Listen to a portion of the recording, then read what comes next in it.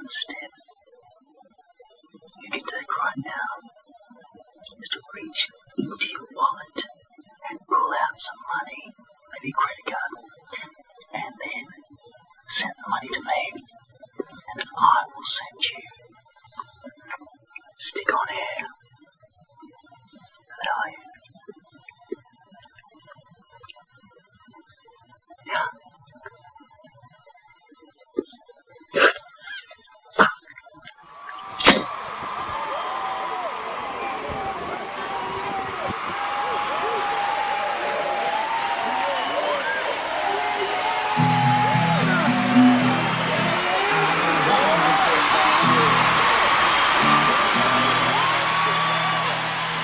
Okay, I've been considering dyeing the greys on my head.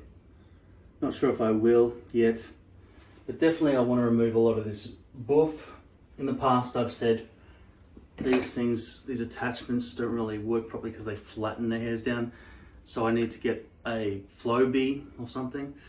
There is a way to, attach a vacuum cleaner to this so that it sucks. But in the past I didn't have a 3D printer or anything, so I've had to sort of make it out of tape and all sorts of stuff and attach it to a vacuum cleaner like that. And I might still do all that. But yeah, in the meantime I might just adjust this down. We'll keep that up at 2.5 millimeters. Let me turn that off for a second. 2.5 millimeters. That's the distance from the edge there. Sorry, it's really hard to control because I've got the phone facing the other direction. There, see? Okay, so that's 2.5 mils from, well, that's 0.5 mils. Now it's 2.5 mils, okay? Then it's got this 22 to 24 millimeter guard, which is strange because that bit there sticks out more than that bit there, so I don't know how they calculated that. I guess the edge hairs, anything that passes by that area gets cut shorter. A bit weird, isn't it? Anyway, we'll see how this goes. So without a vacuum, I'm just gonna shave all of that. Move my bath mat out of the way. Am I in focus again, or did it forget where I am? Here we go.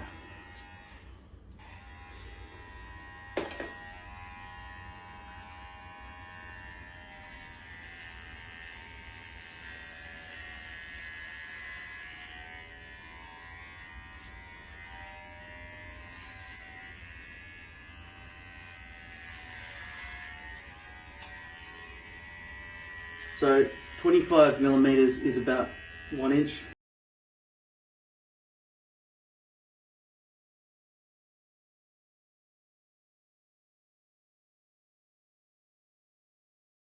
The roundedness of this Hataka hair clipper causes the hair, the slidiness of it to just stay on one single point, and then you can feel the hairs have been cut shorter there and there because it hasn't been designed properly. It would feel better and more satisfying if it was flat. The roundedness, I don't understand why they did that.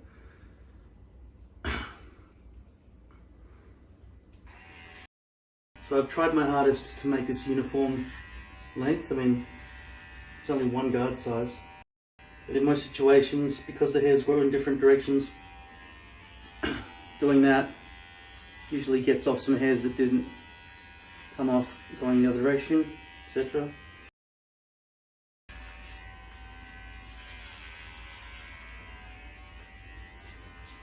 That's because I held it down with my hand, otherwise I would have just pushed it over. That's why the vacuum cleaner idea is a good one.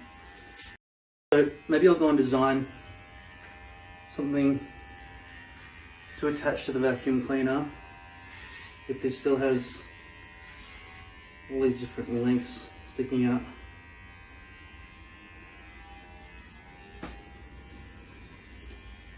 But I do have to have a shower anyway.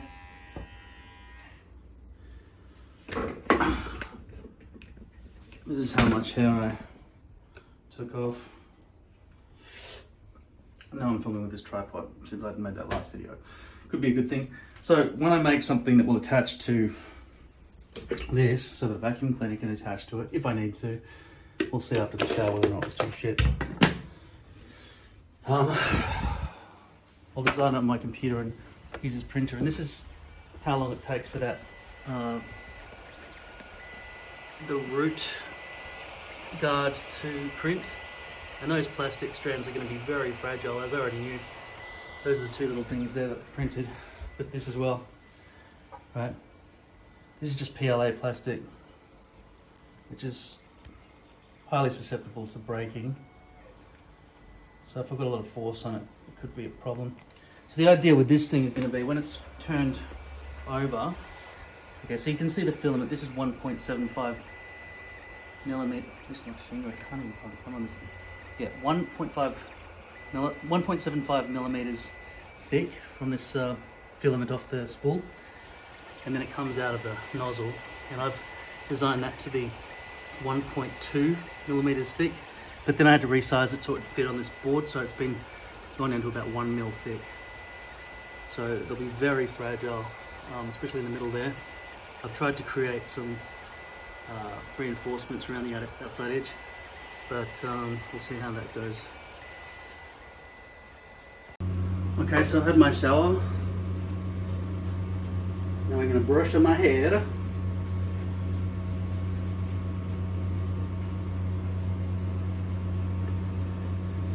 Now, because of the steam and everything that makes the front of your hairpiece weaker with the hold, I won't be brushing back hard on the front there.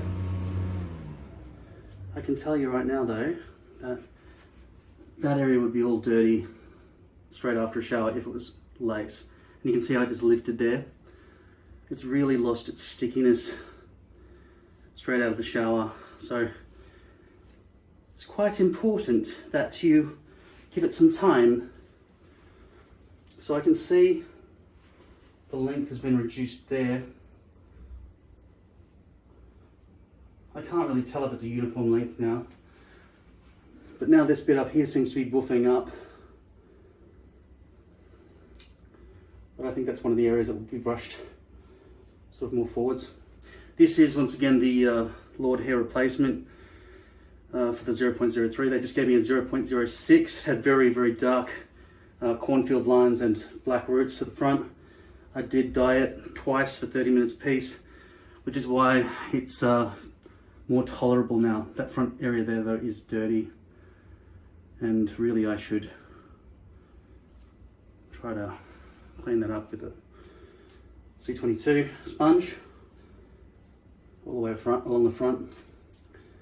But I'm not going to do that right now because I cannot be bothered. But I will prepare some hair product to put through my hair right now. Now, this length here combined with this length here is probably not correct. Let me just look at the back of my own head. Oh, I can't do it that way, can I? Because I can't film. I'd have to do it that way and I wouldn't see it. No, it's not a self-facing camera anymore. It's a forward-facing camera. Balance.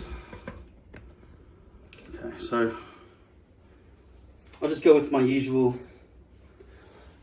headgear paste. I am though a bit concerned that this kind of thing, while I've got a scalp condition, very itchy, very flaky, is causing some fungal growth because they feed on this or something. I don't know. Really what I should be putting through my hair is nothing more than this stuff. And that shampoo the doctor said I should use. So basically I won't be putting any hair stuff in my hair. I'm not going out anyway. So we'll try this. I'll just sprinkle some of this through. Sideburns and eyebrows. So as for styling my hair, all I'm going to do is brush it without any product.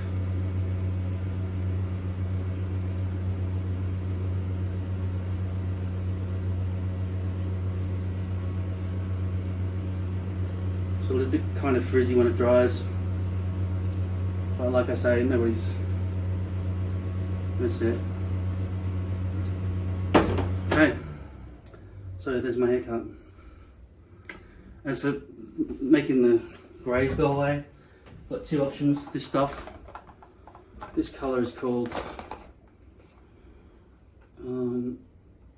medium brown, H35. So everyone's got a different number system. I wish there was a universal number system for colours. H35, and this one is the dye that you use in conjunction with the developer, and that's colour number 4M Mocha. So I'm not going to cover my greys or anything at the moment. I'll continue to run experiments on this with my new kit that I just bought. All this stuff here, a couple of gloves, these things. I think these are ear covers.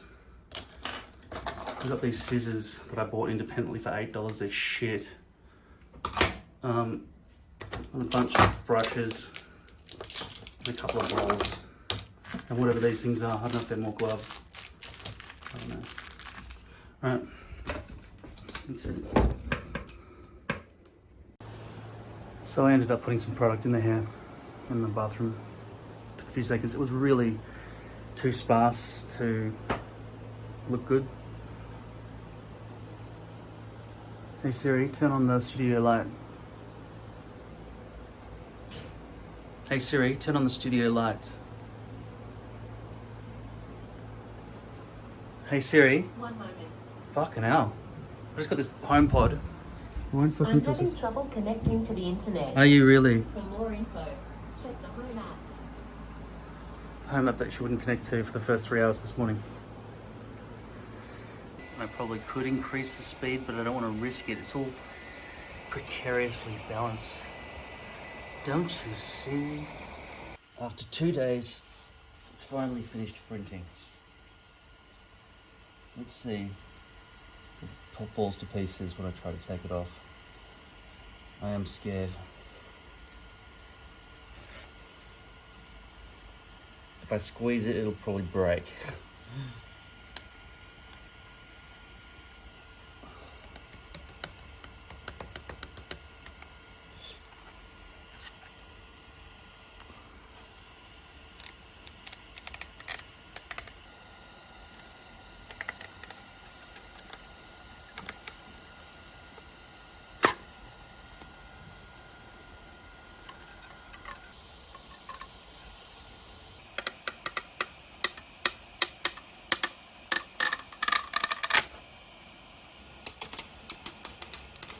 So this was designed with PLA plastic, printed with PLA plastic.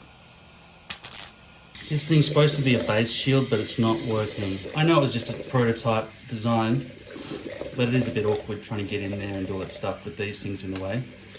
But if it didn't have those things, there'd be nothing to really stop this from all the snapping. So that's why I had to build it that way. I could have built them sort of tapered outwards. If this ever does anything effective, then I will rebuild it that way. These things should really squeeze a lot tighter, and I don't think these spaghetti strands are really capable of achieving that.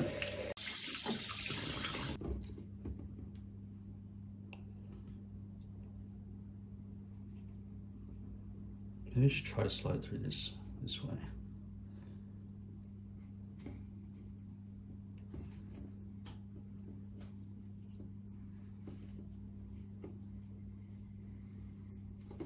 It doesn't care. It's too hard.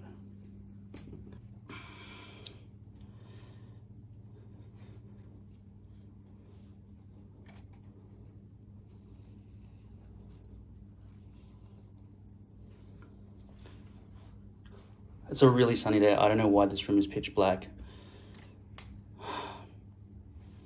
I'll try coming in from this side.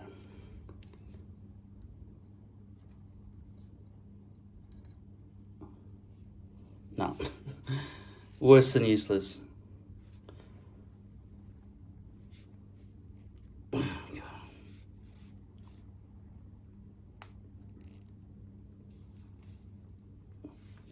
It's just too hard.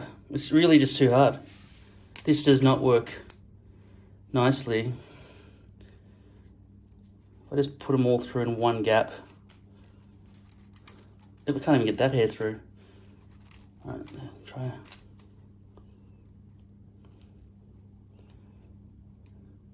You know, I might try to redesign this entire thing to be more... See, that's the absolute widest apparatus I can build. So it has to, whatever I build, even if I built a dome, I'd have to build it so I can access the hairs underneath. And then I'd have to probably put some way to... When I flip it, it doesn't roll around. It has to... I mean, a dome does seem sensible, but when you're painting the underside, you want to lay that flat. So potentially one side... Yeah, okay, I don't know. It's just the constraints of this size and the 48 hours of printing time, and that's with a very minimal amount of infill. I just can't imagine that is going to survive. And then those roots would be too long there. No. I have to redesign this entire thing. This is hard to work with. I thought that this comb edge would force the hairs to just obey, but it doesn't. I sort of need to more like clamp it somehow.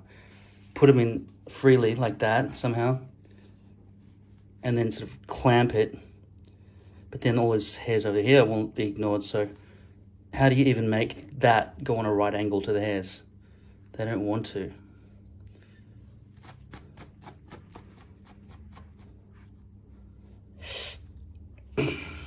Help me, please. This is ridiculous. I just need the base to be shielded from the dye. I've ordered a silicone hat, but I can't even imagine how hard it'll be to bring all the hairs through. So in this new design, I'm really simplifying things a lot. This was the first design. These are all about 1 millimeter thick. Those ones are about 3 millimeters thick. So it's not going to be as close together. But I'm hoping for a more rigid structure. Basically, I'm just making a gigantic comb with, well, at the moment, 60 teeth, which equals about, I don't know, 18 centimeters width. I'm not sure. But I need to stop them from going all wonky. I can't put reinforcement anywhere along there, so I just have to put like a bar here just to keep them all associated, and then just be very gentle with all this fragile, and I'll just give it 100% infill. Okay, so this obviously did not work very well. I feel like it's over-engineered. We need a large comb that will be able to just slide through there. Obviously, this is a lot more difficult to work with than a proper full-size hairpiece. I'm not talking about a curved one, that's even more difficult maybe, but a flat one that's large, this is much more difficult to handle, right? I needed these to sort of squeeze together. They're about 1 millimeter thick with a 1 millimeter gap in between each one. So in my new design, I'm just trying to keep everything nice and thick and just simple, just like a box of pencils really. Okay, so here's my new pencil design for a base shield. These blade tips are flat on the bottom and rounded on the top, just for the sake of 3D printing without any problems.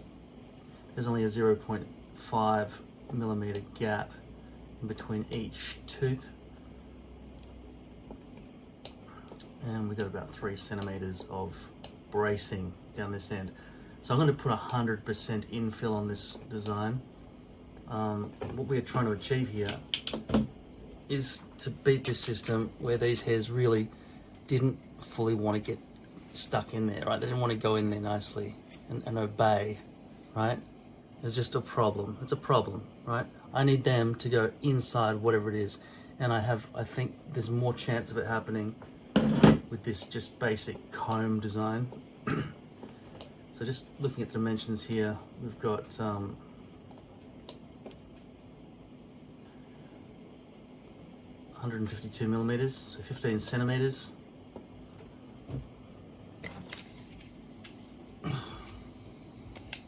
That much. Right. My actual hairpiece is 9 centimeters. Okay, by 6 inches, whatever the fuck that is. This one does not have inches on it, unfortunately. Yeah, they didn't do inches. Just trying to get rid of some of these sideburns.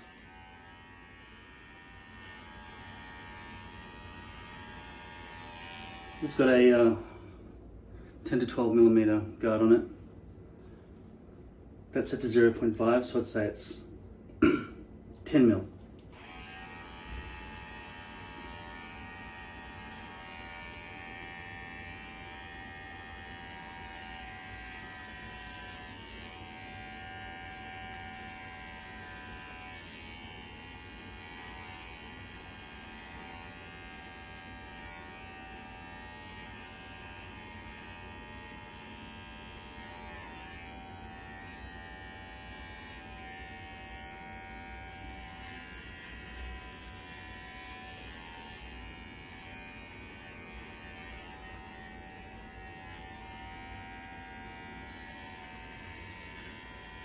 It's probably not a good idea what I just did.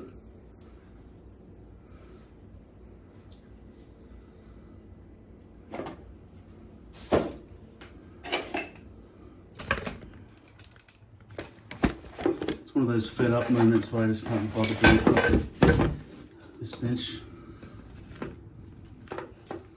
I might drive out to my mum's place and go get some storage stuff out again. Because this bench is just stupid. This is probably gonna fall and break. Turn around here for a second.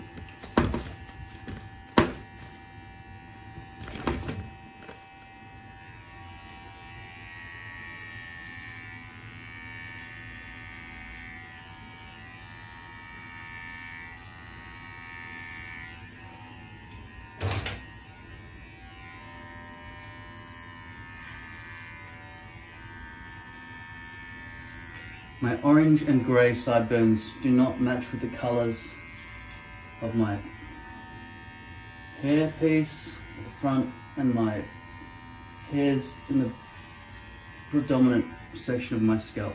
What's this area called? What's this whole area that's not the hair piece, hairline called? I have no idea. The head, the general head area. It does feel like I'm alleviating some of this bulk here that I'm happy to get rid of. I don't know how it's going to end up with this haircut. I'm just fucking fed up. This is not bright enough at all. I don't know what's going on with this. It's just... So this is set to 3 mil.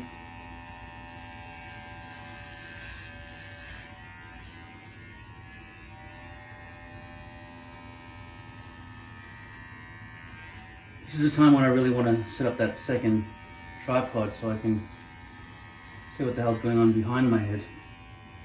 But this is a one-hand job, so I could just hold the mirror, the other mirror.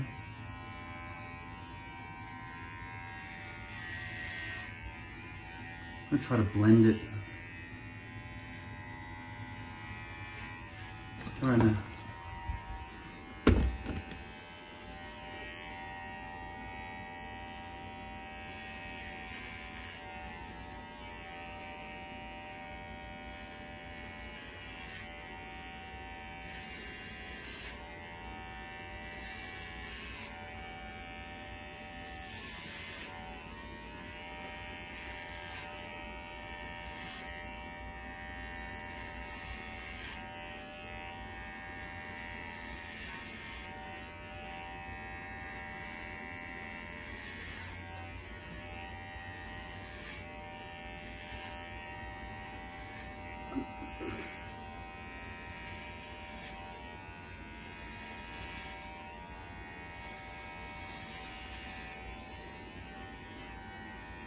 It's quite annoying having that protrusion in the center of all of these guards.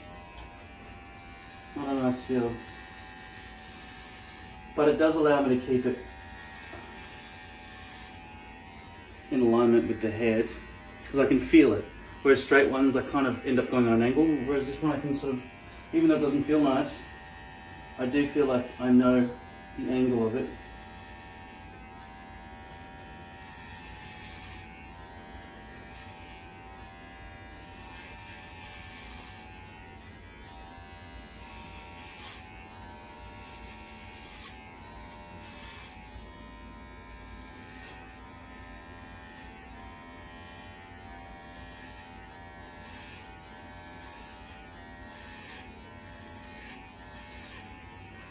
Yeah. Taking off quite a lot of bulk at the back here. But obviously, I haven't blended it in any way whatsoever.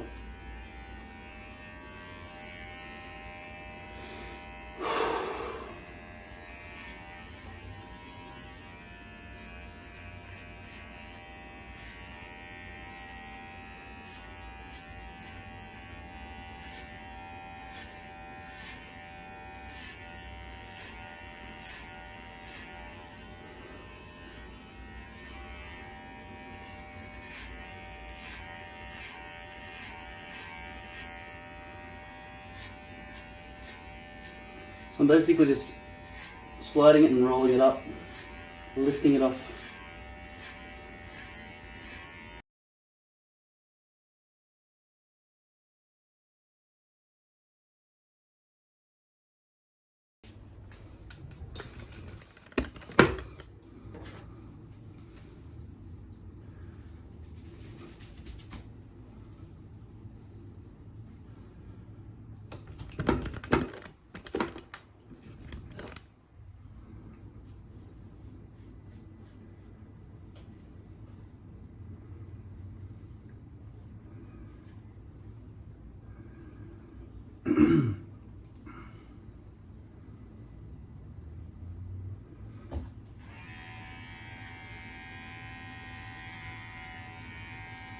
See how that flattens? If there was a vacuum attachment on here, it wouldn't be such a problem.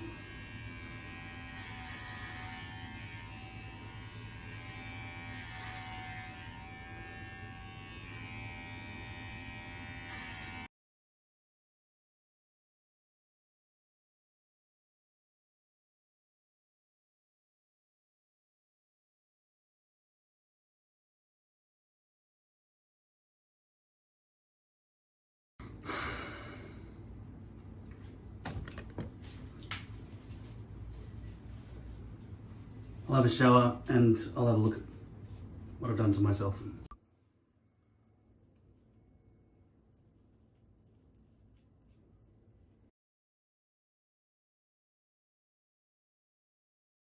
I've never contemplated leaving my family so much. I'm so suicidal. I can't even imagine how I'll start life from scratch at this age.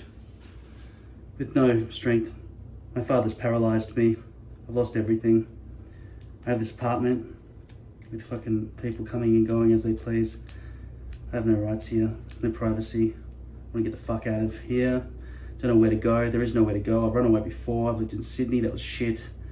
I can't imagine anywhere that is good. I don't ever trust anybody.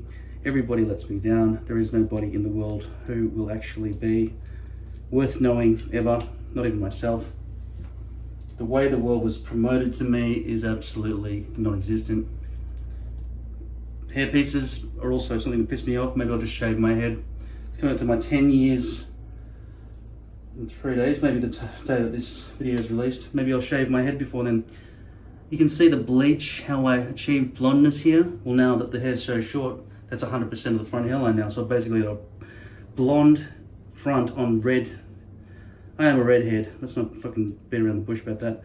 I'm a redhead. My hair's gone auburn and dark brown around the top area a bit, but it's still red around the beard, around the sides and everything.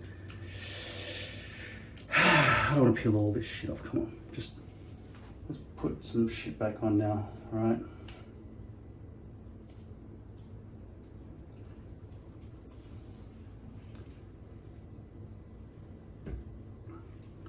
I just don't know where to run away to. I don't know where to run away to. I don't know where to run away to. This life fucking sucks. I fucking hate life so much. That camera this time, is it? It should have a fucking red light or something to show you which camera to look into. See, these things are common sense to me. And everywhere I go in life, I'm surrounded by fucking stupidity. I couldn't have built an iPhone. Alright? So well done. There are little things you would add, aren't there? That are obvious. You've got 2 cameras. Where do you look? Don't know? There's no way of knowing? Sell it like that. What the fuck? Are you kidding me? Alright. There's some glue. For those of you who only like people who have a set personality straight down the line, don't move or waver in their emotional states, or even if you're the sort of person who cares about somebody who's sad but doesn't care about somebody who's angry, who's suffering way more than somebody who's sad, obviously, because anger is a way higher level of pain than sadness. So if you're either of those two people I just described, fuck off forever. Get the fuck out of my life. Don't ever come on my channel. Don't ever comment here. I'll ban you if you come back. Fuck off. You don't understand how life works. Alright? You don't understand what suffering is. You're a merciless cunt who lacks empathy.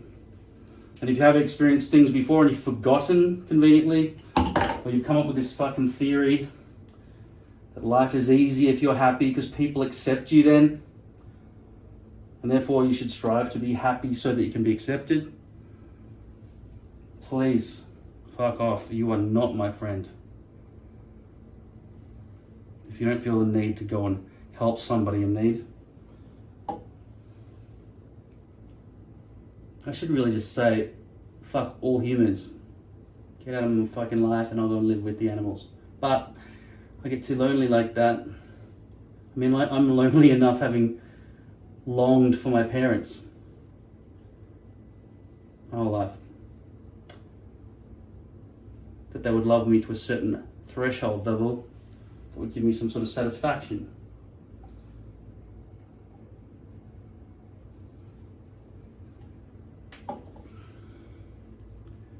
My expectations of life were much higher than what life has given me.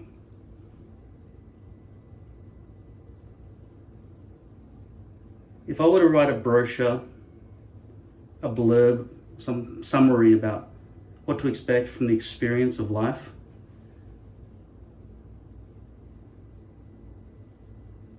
I'd probably say something like, don't worry, it will end, it doesn't last, it doesn't take too long. Don't worry, it doesn't take too long. Or something like that. Or it's only life, it'll go away, or some other thing like that.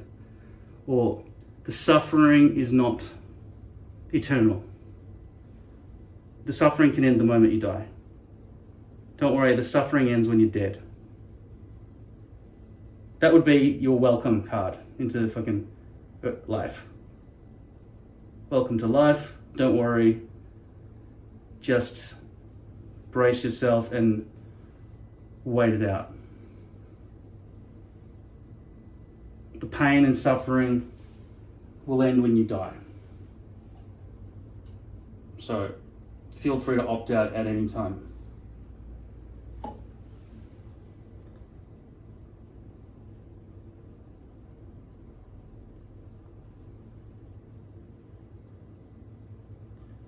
If you're the sort of person who understands happiness is constant, and you're constantly finding it, you're constantly able to get it,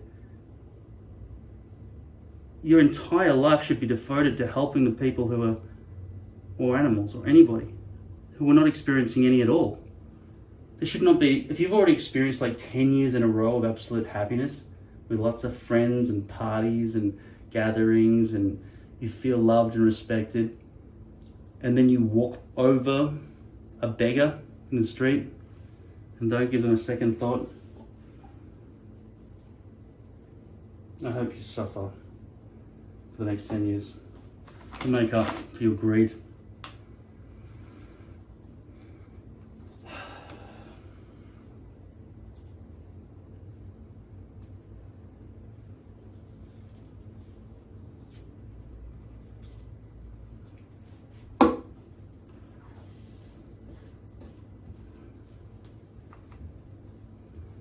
Can't believe the lack of empathy in this world.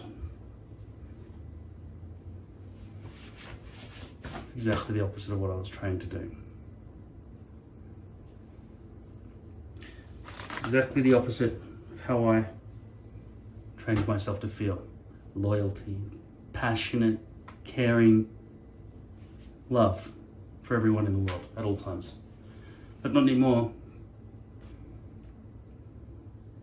Too many traitors. I've been abandoned by so many because of my sadness, or once that sadness built to a certain level, anger Do you understand any of what I'm saying? I'm thinking about getting 3. I'm thinking about getting 3 piercings right here, then 5 right here. Maybe a techno stamp right here, leading into a cybernetic shoulder.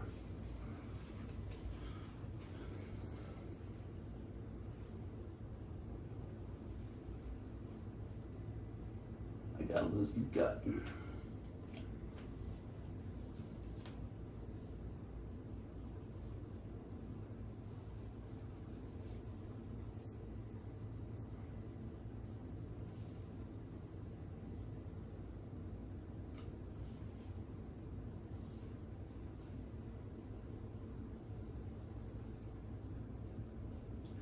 I don't know what's going on back here. Surely I'm not balding on my neck.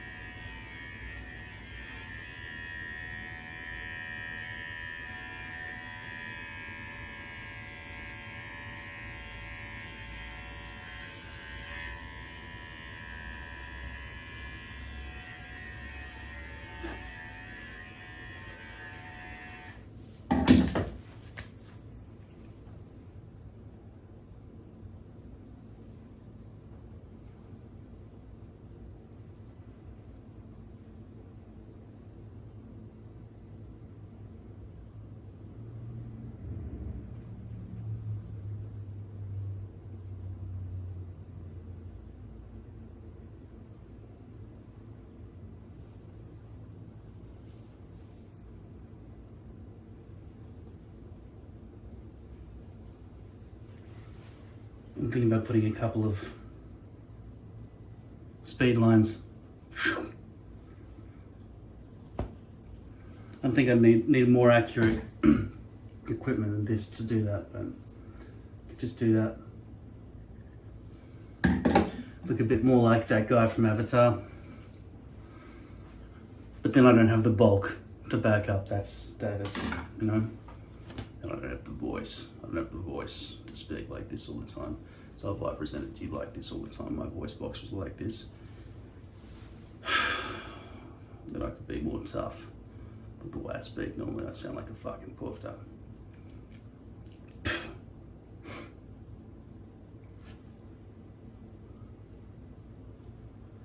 Yeah, so went a bit crazy with the haircut, eh? Just gonna put it back in position here. It's not completely dried out yet.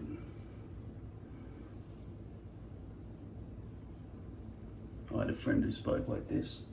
Didn't matter what sound the background volume of the room was, he'd always be speaking at this level. So if that was background music, you couldn't hear him. And then he'd try to speak a bit louder like this, that's the best he could do. He couldn't actually find his vocal cords and speak up a bit. Like, I've adapted my voice so people can hear me over any frequency, just for the sake of communicating, to reaching the back of the audience, being loud. But maybe the second half of my life now, it's time to be a bit quiet. What do you reckon?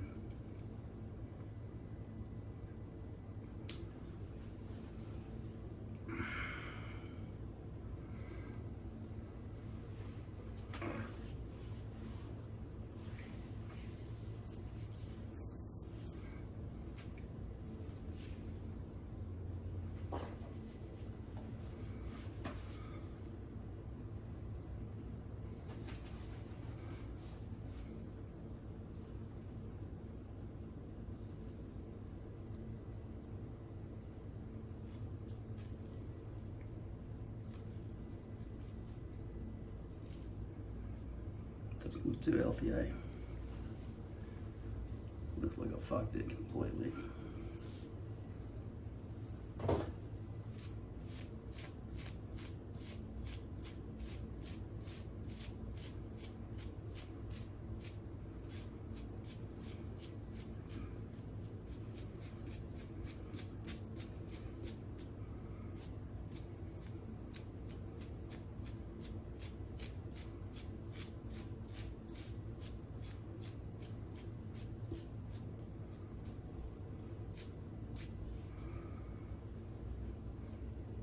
She'll be right, mate.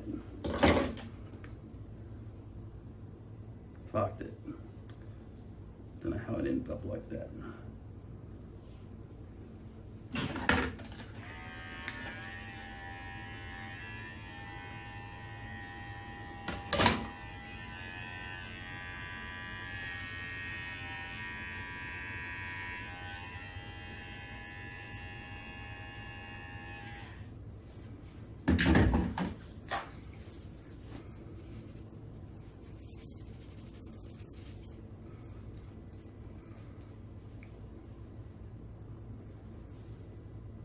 That's right.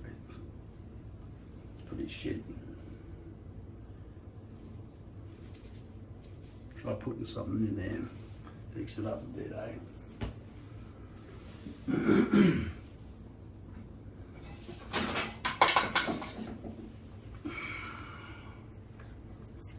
Muck.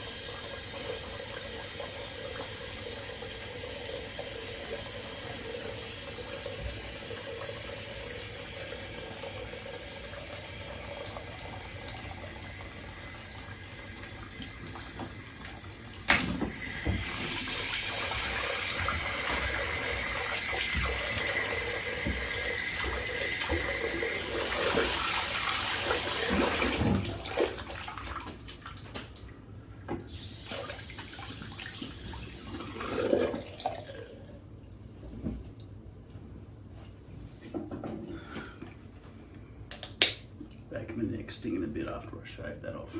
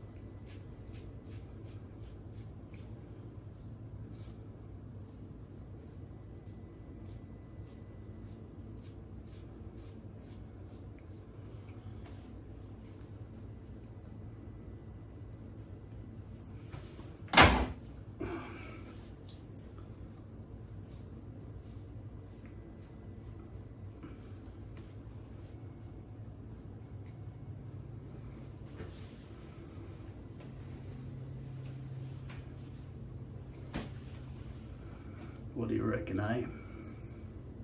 What do you reckon, eh? What do you reckon? What do you reckon? What do you reckon?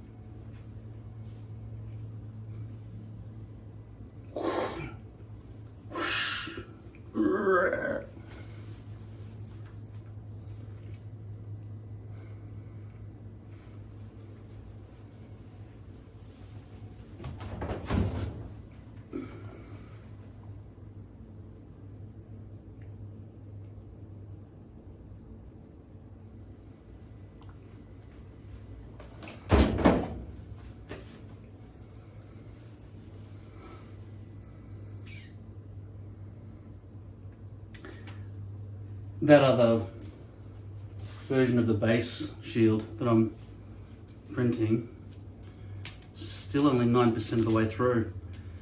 This took 2 days to print. I think that was a bit messed up because I put it under hot water when I rinsed the dye off. This is pretty useless as it is. A lot to do with the fact that you can't get full locking closure from these. You get more shielding from that. So I basically duplicated that but made them really long. Probably about that wide as well. But the teeth come down to about here. Let's hope it works out. Okay, so I set these to have a 0.5 millimeter spacer between each blade, each tooth. But unfortunately it looks like that is too small for this machine to be able to print accurately, so the gaps might not exist. I should have made a bigger gap. I'll find out. Also, you can see I accidentally selected 20% infill here. It's not a block. There'll be some hollowness potentially. Maybe not, because it's only 2 millimeters high, that whole thing. So this is 99% complete. Right, okay, so potentially those blades are the maximum height they're going to be. So this thing is about to reach 100%. Okay. I'll come back in a minute. Maybe an hour. No. Takes a lot of. Okay guys, so we started off with this design. I'm still waiting on the delivery of that records rack from that Ziffy website, or whatever it's called. I'll be using some more bleach again today. This is the new version of the base shield that I invented. It's very thin and brittle looking. I'm a bit worried that these are going to just all snap off, right? And it's all very thin and breakable looking. It's very different on the screen to what happens in reality when you look at these things. And this does look a lot like the whole thing's going to snap if I don't use two hands, because I don't actually have two hands. One of them's using this fucking camera. Sorry for swearing. But I'll take this off and you can have a look. Okay, this is something I'd like to do with my right hand. But, you know, getting tripods all over the place is a bit of a pain in the ass, so I'm just going to do it with my left hand. Now let's hope. Oh, good. It's good to see that they're separating. Good to see that they're separating. I didn't think they would. That's really good. Because they're spaced 0.5 millimeters apart. Look at that. That looks very breakable. But it does serve its purpose as a long comb. Even these ones that are totally stuck together do snap apart. Unfortunately, the manufacturing plastic on these tips is going to be a bit of a pain in the ass. Maybe I'll just go through and break all these off and make it all nice. But the only size of the thing that I'm putting through there is this. This is supposed to be a base shield. I will put this camera on a tripod because, as you know, it's really hard to deal with all of these things. It's usually a 5-hand job. Often I have to use my foot involved in this sort of thing. So holding a camera as well at the same time with my good hand is, you know, it makes everything impossible. Okay, so I'm gonna get a tripod. Okay, so this last one was all bent out of position and stuff from some hot water and so on. That end would still be fine to insert this, right? But it just is too hard to put through those gaps, keeping the base nice and separated on top. So I've built this big comb, which I feel will just stab through the hairs and make things a lot easier. I don't really need to make these all separated on the end because the hairpiece snippet that I've got, ample, is not extra big, but yeah, I'm very happy that they're separating now after the printing sort of stuck these bits of plastic together during the printing process. At any rate, let's just try this out and see, even when it's dry and fluffy, looks like fairy floss, trying to separate the hairs so that the base is completely isolated. It seems like it would be a difficult task for any type of comb. It's a pity that this thing isn't holding itself. I've got to use sacrifice a hand while doing this. It'd be much better if this thing was holding itself. You know what? I think I might have to invent some kind of holder for that.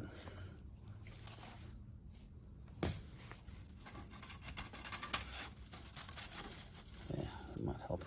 Okay. The angle doesn't matter. Ready? See if I can get these hairs through here nicely.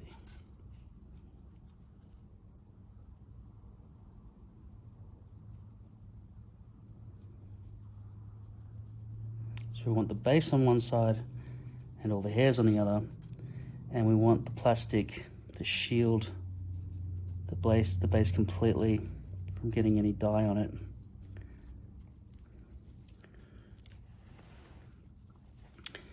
Now this piece of snippet here is not a very nice size hairpiece. It's a very awkward size hairpiece. So it's probably the most difficult sample I could probably have ever chosen. Therefore, I think if it works on this, it'll work on anything, okay? We've gone to level 1000 in terms of difficulty by selecting this particular snippet.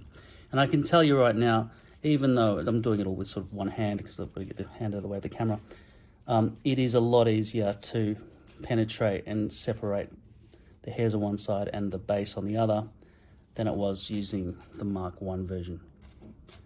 Okay, so let's try and see if we can get those hairs really separated. And it's sort of squeezing it into being held on its own, even without proper wetness or anything else. I think it would ideally be wet before doing any of this so that you can keep all the strays totally out of the way. I'm just going to take this out now and have a closer look. So grabbing it on this side, got the hairs, I can sort of, something's catching up there. Potentially the plastic wasn't split. Yeah, so that particular, those two teeth are stuck together. That's better. There was a bit of a chunk that must have been on the printer bed. See that? Okay, so try to still keep everything nice and separated like this. Now the entire objective here is to try to get the dye as close down to this base material as possible without coming in through that section. So in my opinion, having it face like that way is going to allow gravity to push the dye downwards and seep into it. However, if I applied the dye from underneath, and unfortunately I did not build a holder to clamp this into position, I think if I filled my hand with dye and just did it like that, then we can eradicate the problem of gravity dripping the liquid dye into the hairs, into the base. And if I go all the way up with my fingers like that, potentially I can get as close to the base as possible without dyeing the roots completely. So this will be a pretty good test. Unfortunately, I think I do need 3 hands for this. My foot isn't really going to be a good tool for holding this nicely. I would need some sort of clamp to get this done nicely. or have designed a stand that this thing sort of hooks onto in some way. This will have to do for now, I suppose. Okay.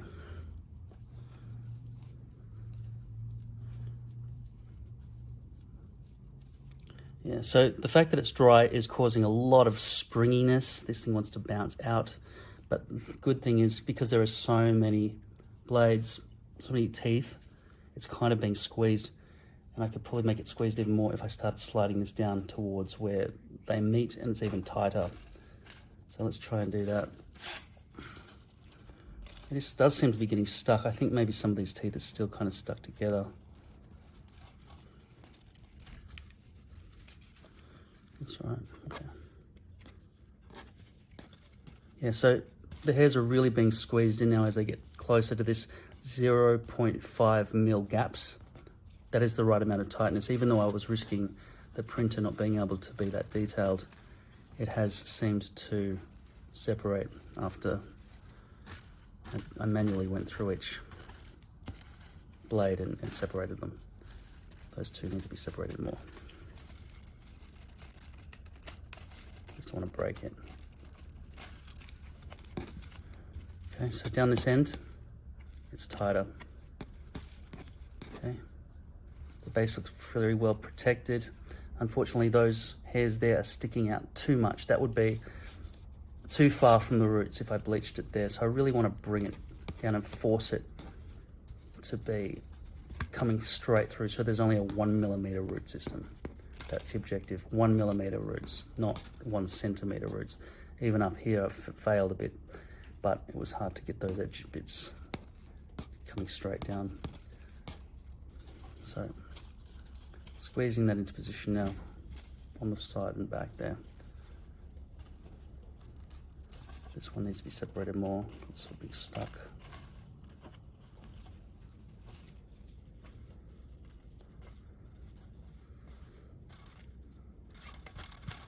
So this is the base shield version 2.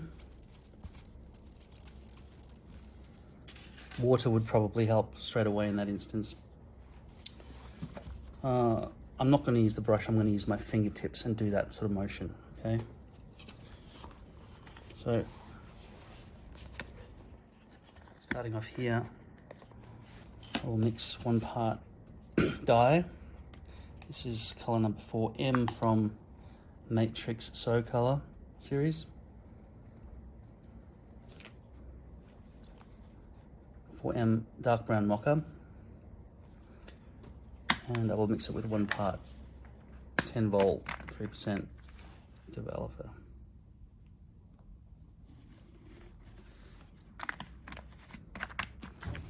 I'll stir it with my fingers. The same fingers I'll be using to apply it to the hair.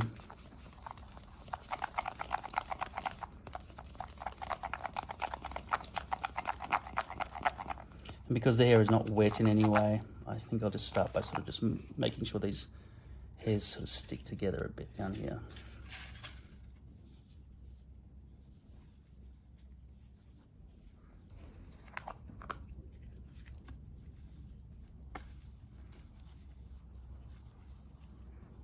Faces on there. I just need to adjust the camera. Seems very fucking hard now with one hand. Use my mouth. I hold the fucking phone in a position. That's my mouth for phone holding. Very awkward. Alright. Get some more of this stuff.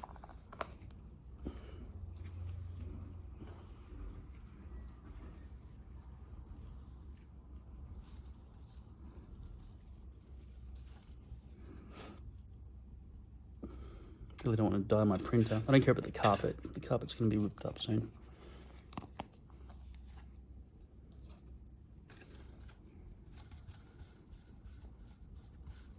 Let's drip some dye on the carpet. Okay. I'm just trying to really sort of gently pull any hairs through that way. Keeping my fingertips from going through any of the slats. Okay. Make sure the other side of this is being dyed as well. trying to avoid any kind of mess on this side so they can't get any dark brown on the base. You can see I'm squeezing it through, so those hairs that are still bouncing back out are still getting some sort of dye on them, even though they end up retracting in a springy like fashion on that side as I do this. Okay, so I'm going to leave that now. There's no chance of it really dripping, there's no liquid happening, so I'll let that sit there for half an hour and then I'll come back. Okay, it's been half an hour, let's have a look.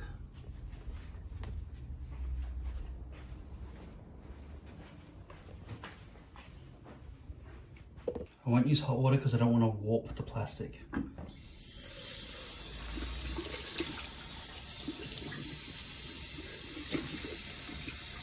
The back looks nice and clean. I'll clean this.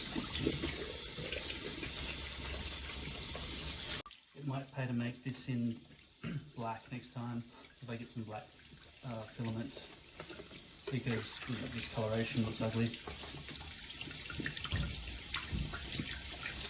I'll deal with separating those ones later on if this is any good. Okay, so I'm going to rinse this off now. Please shampoo and conditioner. And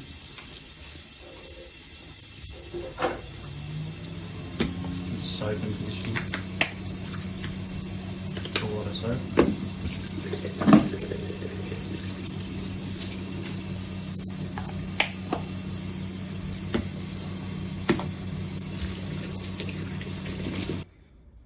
Okay, so here we go.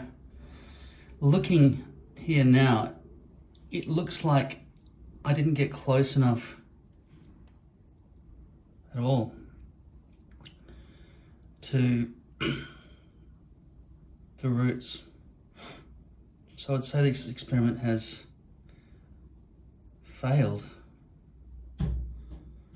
Why is there so much blonde going? It didn't even fade through at all. I couldn't have made these slats much thinner without them being totally breakable.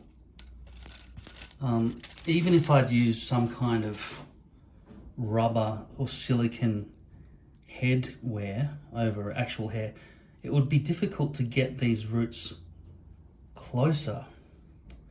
So I'm kind of wondering, is this, even though it looks ugly here on my hand, something that would look good on your head anyway? But it seems like there's way too much. Look, all of that's just blonde. There's way too much blonde still.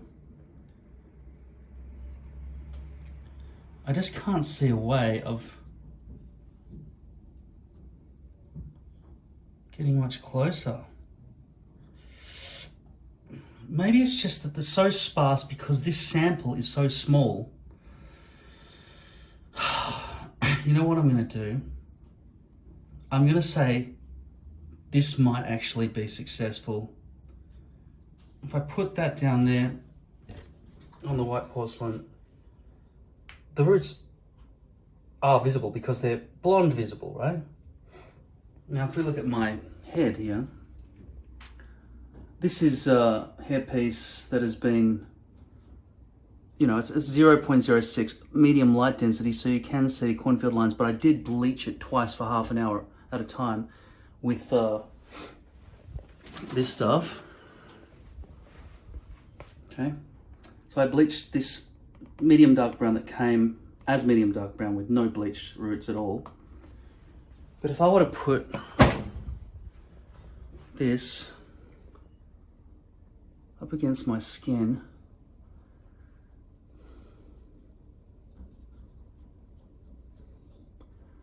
nah, it's not, it can't be considered successful. There's no way that would be successful. It's not close enough to the roots. And you saw the method I used to get close to the roots. So here's my conclusion at this point in history. The best way to get invisible enough roots is to buy the hair color piece you need to get in poly and use blonde dye at the root line like I have. Trying to start with a blonde hairpiece, and then putting it through even the most advanced technology on the market, you're still having a result that will not let the roots be close enough down. I simply do not know how this could have been done closer while still retaining structural integrity in the comb teeth. I wouldn't go thinner than that. It would be too breakable. And if I did it in such a way that the liquid could leak downwards towards the roots to get closer to the base, there's always that risk of the base getting stained. And in this situation, in this experiment, I completely succeeded in obliterating the base from being stained. So the base shield worked perfectly to protect the base, and it protected the roots, but the roots are too blonde. They're just too blonde.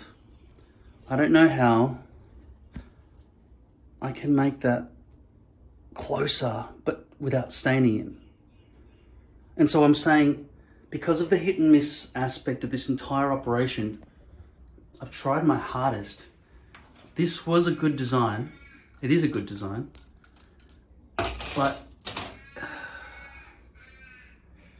all right, here's the situation. Poly is 100 times easier to work with than lace. You get 100% perfect glue hold at the front with poly 100% of the time. The glue does not gather dirt in the same way that lace does with poly, and the maintenance is 1,000 times easier.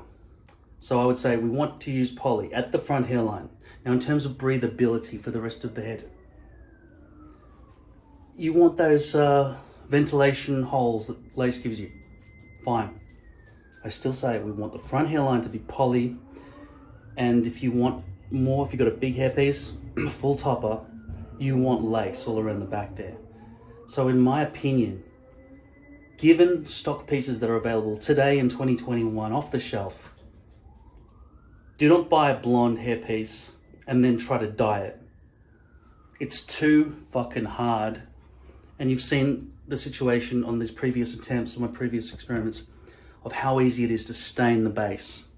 Once the base is stained, you have splotches of whatever color it is permanently embedded into your base, and it's just discolored. I therefore say, buy a whatever hair color you got, this is medium dark brown, and then use the dye like I've been doing, because it's still superior to this. And that's the best I could do. Now I will... No. I've still got a couple of these hairpieces. I could try a bigger scale version, and this should still fit fairly well on this comb system, on this base shield. And then try to dye this one. But I really don't want to take the one I've got off my head and put whatever that it ends up becoming. Yeah. Unless the company starts doing it and getting it really close to the roots and the base, this is not something I feel that can be achieved at home with a single person. It could be achieved by a hairdresser if every time you had a hairpiece, you wanted to put it on your head and they go through and do the roots properly and make sure they put the foil in and paint that and then push that over and do another layer of foil and do it like that. All that trouble, time-consuming shit for every single hairpiece you've got. But really, this is too big a job for people to do for all their hair pieces at home all the time. It's much easier just to know that the hair companies are not doing a good job and just fixing the problems that the hair companies create for us using peroxide at the front hairline of a poly hairpiece. So buy a 0.03mm poly hairpiece in your color and put blonde at the front. That is the ultimate solution as it stands in 2021. Okay, so in summary of the two forms of technology I invented to create a base shield so that you can dye a blonde hairpiece without getting dye on the roots. This one basically failed, not just because I warped it with some hot water, but simply because it's just too spaced apart. So these strands do not clamp together enough to stop the color penetrating. This one, which was designed with 0.5mm gaps in between each comb tooth, worked very well, but the difficulty became that the hairs, even like that, pressed right up against it and dragging it down with my fingers as much as I possibly could. As far as fingers are concerned, I didn't really try a brush. Maybe my fingers were unable to get those bits that, because the fingers are shaped like that. Maybe if it was brushed, okay, fuck it. I'll try it again with a brush. Because a brush can get into the gaps, right? Whereas finger, look at the gap there. That's at least the distance of what that was missing. Okay, fine. I can't be bothered, but for you, and given this is the 10-year anniversary of my channel, I'll fucking do it. Okay, I'll do it. I'm gonna prepare the dye again. And then, this time, instead of using my fingers like that, I'll brush it. Okay, so you see how that will be a bit different. This will get right into the grooves, okay, and get closer to the roots. All right, let's do that. Okay, let's go. Okay, so just learning from my experience last time, I know that I need to put the hair into the base shield first before I start getting my hands dirty. I have wet the hair. Hopefully this will clump the hairs nicely together and make it a bit easier to put the comb through. So I'll just put it through. So the hairs are naturally wanting to fall that way. Maybe I should go against the grain and put them in that way so that when I get to this other end, they'll be sort of forced to make better contact. Okay, let's try that.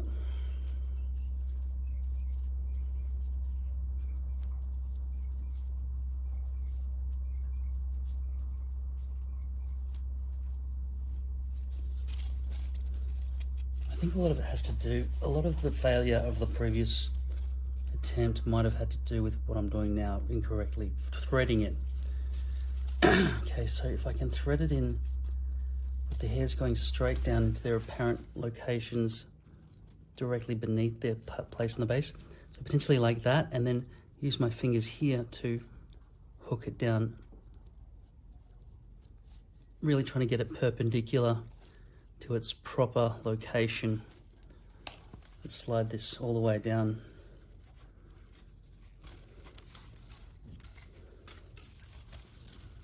To the base, to the bottom part here. And pulling, like using my finger on the other side to just pull those hairs that would be angled in the wrong direction through. You can still see there's some kind of unevenness in that. There, it's not flat, but I will be pulling it tight in like that, as you can see, as I brush it. Or maybe I'll be pushing it from this side and then brushing it on the other side, so I can maximize my chances of getting close to the roots this time. Okay. Because it just wants to bounce back out, as you can see, all right? So you're not left with any questions. You shouldn't have any questions at this point. I think I've shown you with very clear video footage of how this is happening. Whether or not this is going to succeed or not is now up to the gods. All right. One part dye.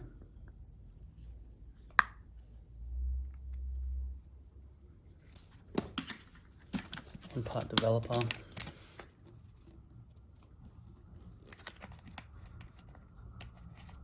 I've got to say, mixing these two things together and making the dye work is absolutely easy, okay? It's totally easy. I thought, you know, I'd have to worry about measuring cups and all sorts of shit, but you don't, you just splotch it together and it just works. Okay, just stir it in with your fingers. And now what I will do, I will start with my fingers, but I will go through and get the final bits with the brush, okay? To make sure that there's no clunks of dye that are not mixed with the developer, all right? So I get my thumb in there as well so I can get right over to here. So I'll start with these end parts of the hair, which are the easiest bits, obviously. Just grab it like a ponytail sort of thing. Just run your fingers through there.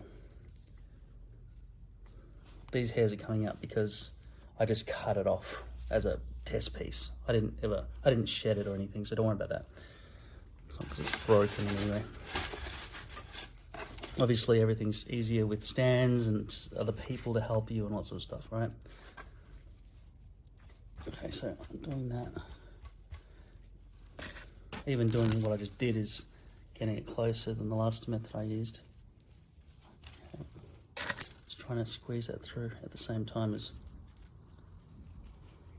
grabbing that from there. I don't even know if I need the brush, given my new technique of trying to really concentrate on getting these dye right up against the edge. But just to show you that I'm a man of my word, I'll just put the brush on there as well. I want to make sure that doesn't really... So I'm really going to try to make sure those roots get dyed right up to that point. So I'm going to grab this brush, even though my hand's all fucking dirty, and add even more while I'm pushing from the other side to make sure that we get the maximum amount. But I can't be squeezing it through. I can't be pushing. Pushing doesn't work. You've got to pull it, and the brush doesn't allow me to pull. So I'm just gonna. So that using that brush just then was just for you to see that I was a man of my word. I was of no assistance whatsoever. Obviously, I've got a lot of spongy liquid happening here, so I won't be surprised if the actual base does get stained on this particular attempt, which will be a pain. You can already see the dye is so liquidy it's coming through the blades of the comb here, the base shield. All right. I just really hope that somehow the base doesn't touch the dye. I don't know how that's possible, but I'm really trying my hardest to get it right up to the roots. That's all I'm concentrating on, getting right up as close to the roots as I can. Trying to get 1 millimeter rather than 1 centimeter roots, okay? Hope that's all very clear to you. I'm gonna leave that to dry for half an hour while I clean off all this equipment. Okay, so I've left this drying for half an hour. Okay, so I did get closer to the roots that time.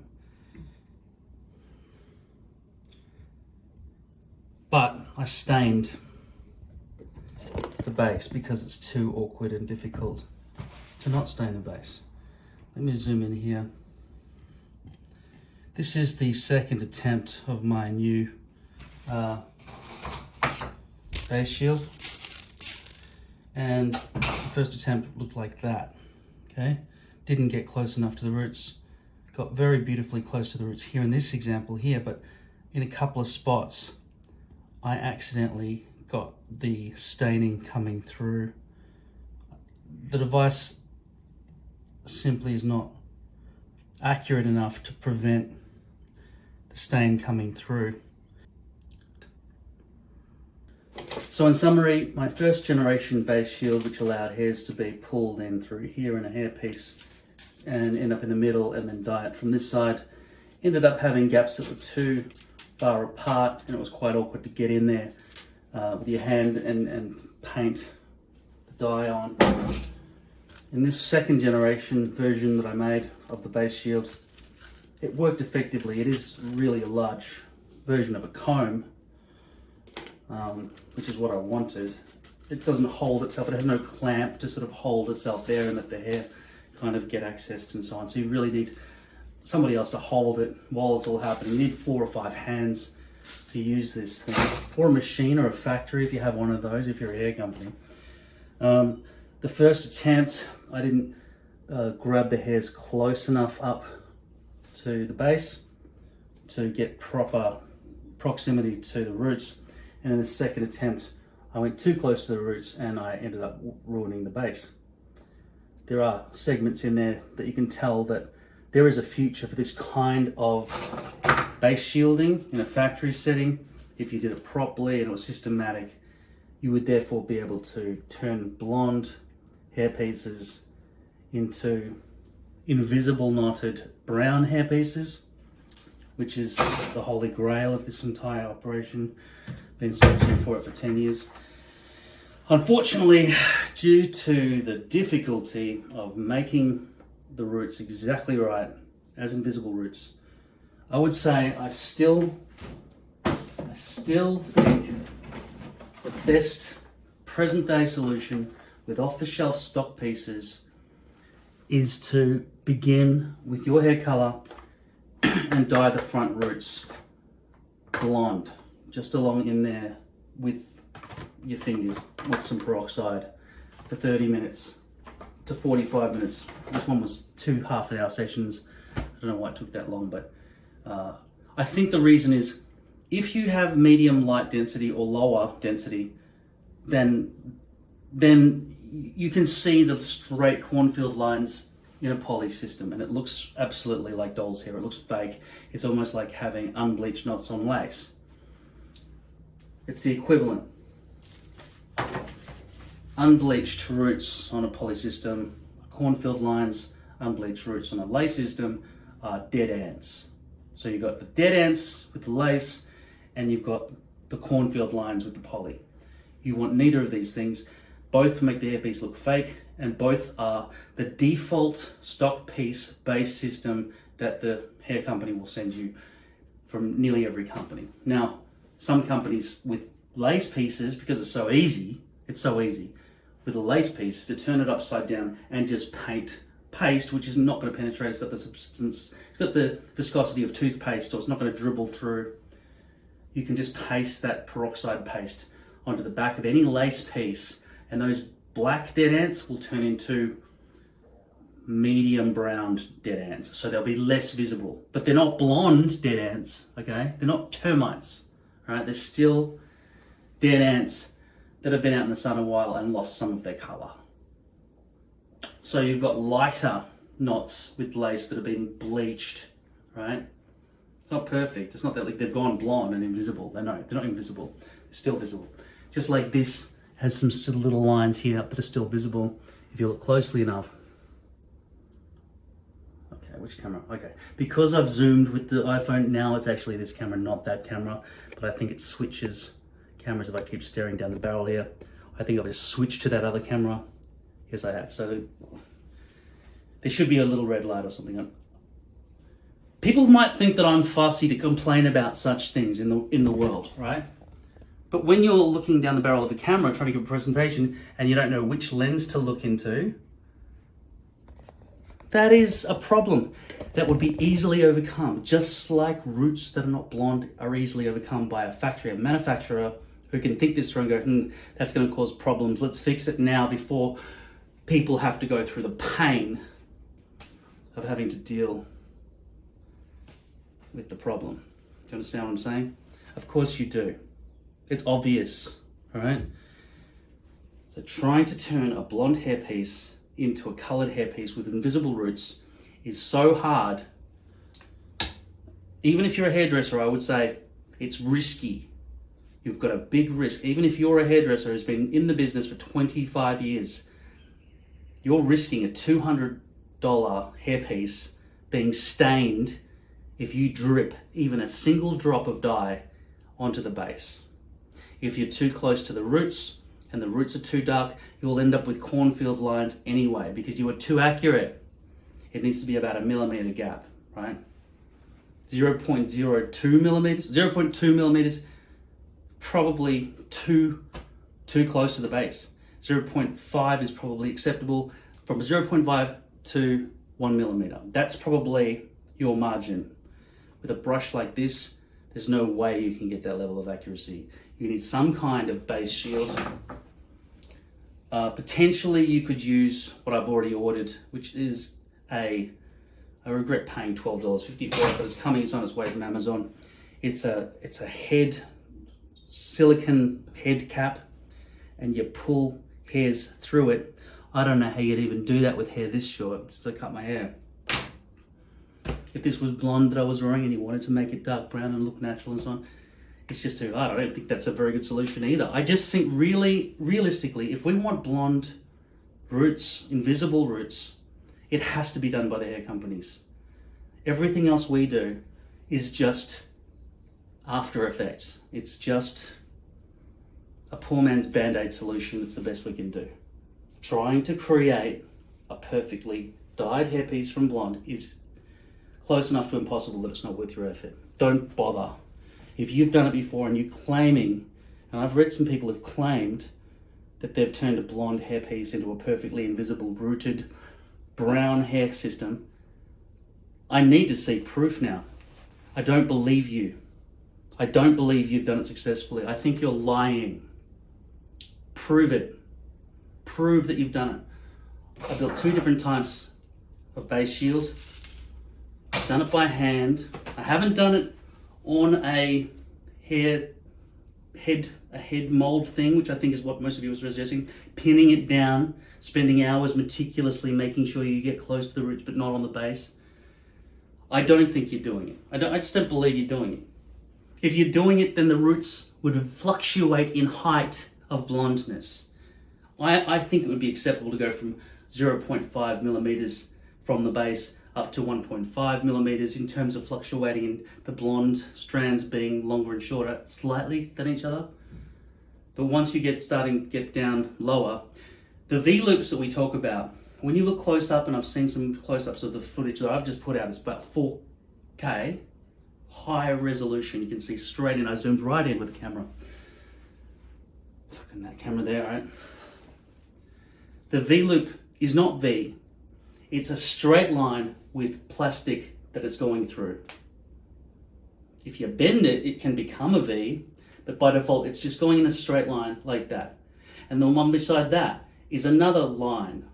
So if you've got a brown line going like that, and another one beside it like that, you're just getting straight lines. I call them cornfield lines because I didn't know the vocabulary, and they probably didn't even exist because in this fledgling industry, there is a lack of solutions to problems that are occurring constantly. And I've been doing this for 10 years and the problems still haven't gone away. I've had to figure out solutions to do at home using experiments and modifications. But in summary, I can recommend this. In terms of stock pieces off the shelf, you're going to be able to easily get a 0.03 millimeter poly base hairpiece right now, except it's COVID times, but generally speaking, they are very common to buy now. They didn't exist 10 years ago. It was just thick, rock hard plastic that didn't conform to the bend, the curvature of a scalp or skull. But now they do. The rubbery feel of poly is very good. Now, the only complaint about poly is the breathability. If you only want to do a bit at the front there, that's all you really need to be the most realistic, because people, if your hair is thick enough density and it's long enough, you can't see through the hairs, or nobody cares to look through the hairs up at this point up here.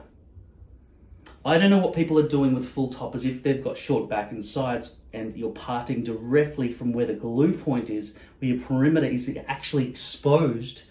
If you've got a perfectly, it's actually sitting exact, right? I don't know how you're dealing with that, with bits of glue that are gathering dirt in that line. I don't know if anyone's doing that. It sounds like that would make life very difficult for you if you are doing that. Longer hair is easier to disguise the perimeter with your bio hair. Everyone knows that, okay? Short hair like this is going to be extremely hard. if these roots were not perfectly bleached or well enough bleached. I just walked into a store down the street and they didn't look at my hairline like I was some sort of freak, okay? Because this is bleached well enough, all right? So I would say, if you want breathability and you want the perfect front hairline and you want to be able to just glue onto the hairline and push it down and it's exactly lined up without having to do pencil marking methods, tan marking methods, tape marking methods to try to line up the glue with the front of a lace hairpiece, which is 1,000,000 times more difficult to lay down a front hairline, much dirtier, much more maintenance. The only thing going for lace is breathability, okay? You could feel very hot and suffocating if your entire head was covered with poly. Therefore, this is my conclusion. The ultimate hairpiece is poly at the front, lace everywhere else. Perfectly blonde hairpieces that are roots are invisible all the way along the front there. General lightening of the black dead ants that you'd find in a dark hairpiece on lace converted into light brown dead ants throughout the rest of the piece, so that somebody looking down at the top of your head is not seeing squished ants all through there, but it's not good enough for a front hairline. So combining a factory blonde dyed piece, keeping the knots invisible, something that I don't think people can do at home. If they're doing it at home, they haven't provided any proof for it. They're just saying it in the comments section. There's no video evidence of it anywhere that I've seen, anywhere. Where the base has been avoided, where the straight V-loop sections have been completely made sure that the separation is not causing cornfield lines, which cause an absolute doll hair effect, which looks unrealistic. I haven't seen any proof of that people are achieving that. None whatsoever. So therefore I think they're lying, okay? It's hard enough even using a shield, let alone trying to do it by eye, okay? With some tint foil and stuff, patiently doing that might give you a better result. But the time spent and the accuracy required to not even make sure that one of these little bristles sticks out inadvertently to flick an extra bit of dye right there, that bit there of the brush, that would ruin the hairpiece immediately. So I don't believe any of those people who are saying that stuff, okay? They need to provide video evidence. Otherwise, I'd say you can write that off as being bullshit. So if the company's gonna do it, you have poly, blonde base, perfectly invisible roots, then they dye the front, they stitch that on, the poly, to a lace general thing of the same color, right, with general bleaching from the underside of the lace, which is easy to do, okay? But they're not gonna get it blonde, they're gonna get a light brown. So it's not completely, it's not invisible roots, it's just lighter than absolute doll hair, fake shit. Better than that. That's the best they can do, okay? If they're gonna try to add peroxide afterwards to dyed hair pieces, which have been dunked in dye, right? Well, I haven't dunked it in dye, otherwise the grid would be brown instead of clear, but they want to try to get those knots made to be disappeared. Anyway, it seems like I'm using a lot more words than necessary to say something that could only need one sentence. I'll try to summarize it even more for you, but I have to always take in mind all the comments that I've received over the last 10 years and combat them to try to decipher what is bullshit, people just saying shit and they're lying, versus what I've seen actually working and what doesn't work. Okay, here's the ultimate hairpiece. Well, blonde roots all over, breathability from lace, and poly at the front that is easy to attach and clean, right? That's it. Realistically, what can be purchased, I have not seen a poly front with a lace predominance. I don't know what the back half of the head is called. I know this area is called the crown, this is called the hairline, but I don't know what all the rest of the scalp in the shave zone is called, because there's no vocabulary for that properly yet. I'll call it the secret garden. I fucking have no idea what to call it. It's just the bulk of the hairpiece over the general head area can be lace, no problem. But it should not be lace at the front. It should be poly along the hairline. Now I was thinking, all right, well, why not just buy lace, place that down to the point where you want it to, and have a second hairpiece that you just place on as poly. So therefore you can have shorter ones. You might be able to get away with trying to bleach a blonde hairpiece perfectly to get the perfect roots. But given that's failed, I won't be recommending that. Also, I'm thinking if you're brushing your hair, you'd have a nib, you'd have a gap where your hairbrush bristles are going to get caught between the poly hairpiece and the lace hairpiece, and you start lifting up that lace hairpiece behind the poly one, and that's no good. You need them to be connected, so you need it stitched together at the factory. If you do see a stock hairpiece for sale, which is lace predominance and poly front hairline, please provide a link, because I think that is the way to go. If a hair company is offering a poly predominance, let's call it predominance, I prefer that to Secret Garden, right? Secret Garden is what a sexy girl might say. She's going to show you, right? I don't think it should be the head area. I think it should be predominance. Let's call it that, right? The predominance should be lace, not poly. But I've seen them for sale where they're offering poly predominance with lace hairline. That's the dumbest combination I could possibly imagine. You're suffocating the scalp, minimizing breathability for the overall scalp area. So you're going to get stupidly hot and sweaty. And if you're going to do that, why not just go poly all the way? The poly at the front is the main reason you get poly. The poly at the front allows you to just glue onto the poly, wait 15 minutes for it to dry, and then just push it down, and it's exact. So the hairline's perfect. There's no real other reason to get poly. Understand? The hairline is the reason for the poly.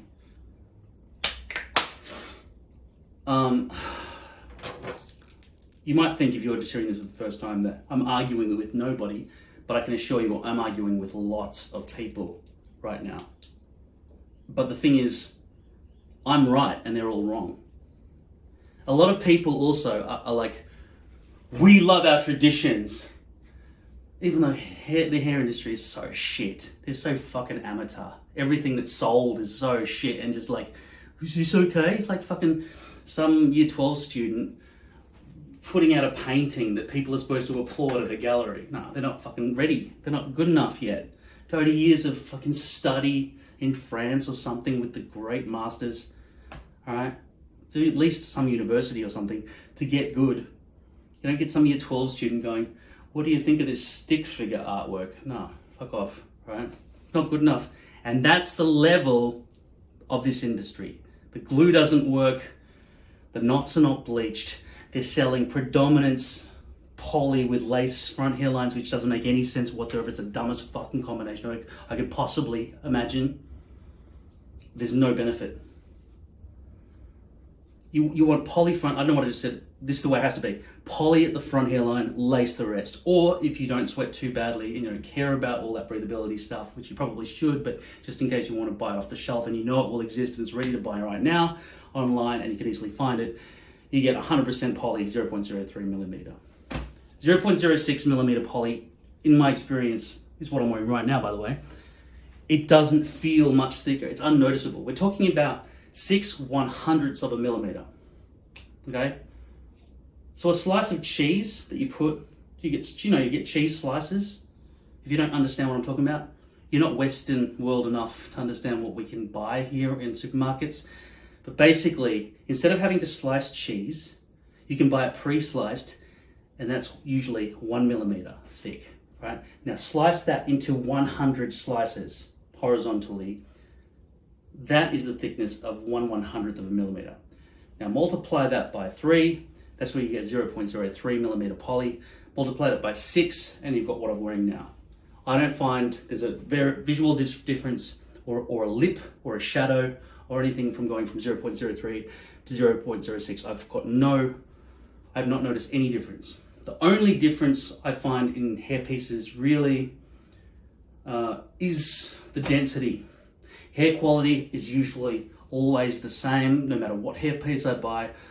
There's been one incidence of it getting extremely tangled for some crazy reason. Maybe they dried out their hairs in the bleaching or fucking dyeing process. I don't know. Usually it's not ever a problem. The other problem is with poly, sometimes it's not secure with the flattened underside and hairs start shedding. Okay. Now, in terms of lifting at the front, it happens with both poly and lace because glue just isn't good enough. I mean, if you can stitch this fucking thing into your scalp, you'd be better off than getting primitive transplant technology, cutting chunks out the back of your head and trying to plop them in the front. Still not good enough. I don't trust it. If you have had a good experience, you're very lucky, okay? But you can't get the same sort of density we can buy off the shelf for this sort of thing. But I reckon if you stitched that into your scalp, you're better off than the glue, and you're better off than the... But I don't think that's safe. Don't do that. Just keep using the glue and let's wait for technology to improve, because that's what we're doing here. We're using the best of a bad situation. We don't have to shave off our pubes and stick them to our head, right? There are hair pieces that are made. Ideally, the end game for this kind of industry, before hair transplants actually become good, is we stop using human hair at all, and we just get machines which can give you kilometre spools of just printing out hair pieces with no need for human hair. Plastics that are developed nicely, that work well with heat, don't catch fire when you sit near a fireplace, right? And all that sort of stuff. But in the meantime, human hair works very well in terms of styling it and colouring it and all that sort of stuff. Okay. I'm sorry I can't give you many visuals, just my face talking at the moment, but yeah, I'm exhausted. 10 years, fuck. Still haven't got the perfect hairpiece, but I can tell you this. Here's a tip in terms of styling. Don't ever cut your hairpiece shorter than 1.5 inches long, otherwise it will just stick straight up and you will not be able to style it at all. Now, this very short haircut I've got is predominantly 1 centimetre in length, that's 10 millimetres all over, just using a beard trimmer or clippers, right, all around. But usually I'd have it buffier. Unfortunately for me, I've started going grey, and the greys are wiry, right? They will not behave. I was thinking about colouring them, but if you consider colouring the sideburns and the sides of your head grow at the same rate as your beard does. It's like, I don't know, fast enough that grey will be there by tomorrow. And I don't want to put this shit on my head daily, okay? And I don't want regrowth coming through. I might as well just go grey. And what makes grey less noticeable? Short hair. So I've tried to figure out a way to cut it short. This is 1 centimetre length. There's no wiry problem. It's not as rock starry as having longer hair, but it's neat. It would suit a lot of different clothing options. I've often worried that my face is too haggard, but you can conceal haggardness, and I just wish those things weren't there. You can conceal some haggardness by wearing reading glasses. And I know people who do wear reading glasses that have no prescription whatsoever. So if your face is fucking ugly or haggard, or you got big bags under your eyes or some other thing like that, and you want to hide that shit, and your hairpiece is too short and revealing too much of your ugly face, you can wear glasses that have glass in there, but non-prescription. It just does nothing. It's just keeping clean, and it's just part of your look. And you're looking out the world, you've got a bit of a cubby house, and you're hiding away, so it gives you a bit more, of a seatbelt as you walk through society. Without any backup, right? Without your mom holding your hand. The glasses are kind of your little fucking blinkers, and it's like, I don't have to be scared. I'm not really me. I'm inside this little house hidden here, right? So that's a good way to do it. Also, if you're haggard like me. But short hair is often very difficult to control. But you don't have leverage with short hair. The wind will never blow, and this thing's going to flop back because the hair's too short to act as a sail. The other thing is with long hair, if you're wearing it brush forward and so on all the time, it often gets very sort of messy and all this stuff. If you can brush it back, you'd have to have perfectly bleached knots at the front hairline to do that though. Everything about hairpieces looking good depend on the knots looking good, okay? So as I say one more time, in summary, buy an off-the-shelf hairpiece that's your colour or close enough to your color that it blends nicely and nobody can tell. So my hair color is auburn, which is an adult version of a kid who had red hair's color hair. I was a kid with bright red hair. It's become a little bit browner as I've become older. That's why I've got this hair color. So I just ordered medium dark brown, color number 4. It's off the shelf. They don't offer auburn as an option, right? It's not common enough, right? For me to just go, I want 5 of those. In terms of paying money, hair pieces cost $200 each. If you're gonna buy 6 of them, you'd think $1,200. No, $1,000. You'd get bulk discounts. You understand? I've also on my channel, I've got deals going with curvehairpiece.com, $15 off if you use my StickOnHair coupon code. That's for every purchase, $15 off. And with LordHair.com, if you use my coupon code StickOnHair at checkout, you get your first ever purchase with them using that code. Well, the first time you use that coupon code, you can only use it once, okay? 20% off. Now that's a massive saving. If you're buying something for $1,000, you get $200 off, you understand? So you get 6 hair pieces for $800, you understand? This is how it works. You find coupon codes, you buy in bulk, you save money. Now in terms of making this blonde at the front, buy the hair color that's yours and then use this. Don't buy a blonde hair piece and try to dye it. It's fucking hard. Too hard. Impossible. All right? And until I see evidence of somebody starting with a blonde hair piece, doing all the things and showing step-by-step video instructions on how it's done and showing an end product and sticking it against somebody's scalp, and I go, that looks fucking absolutely natural. Can't tell it's a hair piece at all. There's no wall of hair, there's no really long root blondes, and I don't want to see any tricks with fucking using gel to disguise it and make it extra shiny, or brushing it in a certain way that covers over splotches where they've actually dropped shit into the base. None of that. Show me the back of the base, prove it has no splashes. Show me the front, show me through the hairs that you've got it nice and deep, the roots aren't too long, aren't too short, and it looks natural, up against skin, on the scalp, everything. Until then, those people are full of shit, right?